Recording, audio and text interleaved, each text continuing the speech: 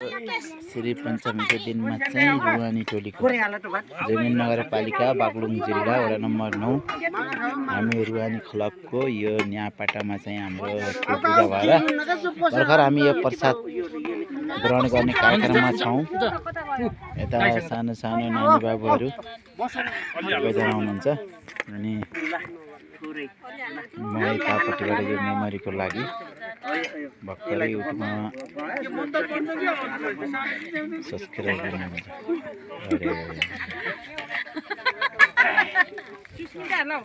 यो म भर्खरै युट्युबमा अपलोड गर्ने है गाइजहरू। ल भात मासु कुखुराको यता सबैजना बसेर खाना लानु भएको छ।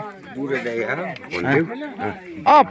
भएको छ। हाई गर्नुहोस् गाइजहरू। ल मेरो भाइको च्यानल चाहिँ सब्सक्राइब गर्न नभुल्नु होला भनिदिनु होला है। म चाहिँ अब यो प्रसाद ग्रहण कार्यक्रमको ठाउँ स्थलदेखि यतापट्टि मन्दिरतिर है। यहाँ सानो सानो बाबु नानीहरू त खाने हुनुहुन्छ, भाउजूहरू हुनुहुन्छ। लोकल जाम त जाम। यता हाम्रो मन्दिर चाहिँ यहाँ छन्।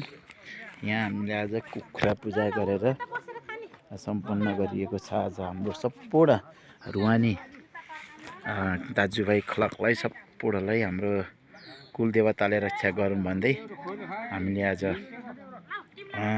करिब 22-25 जति भाले अन्दाजी काटिएको छ। यहाँ बत्ती बल्दैछन्।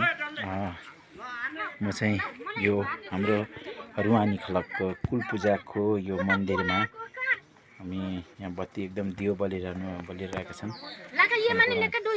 त्यसपछि हामी हाम्रो यो मन्दिर सानो छन् मन्दिर चाहिँ। अनि यता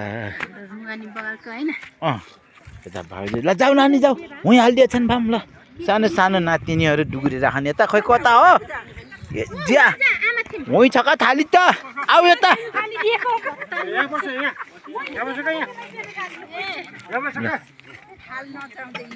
सानो सानो नानी ल है ल माम माग हो।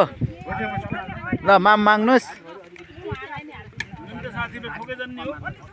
के भएछ चर्को भयो छैन अरे ठिक छ।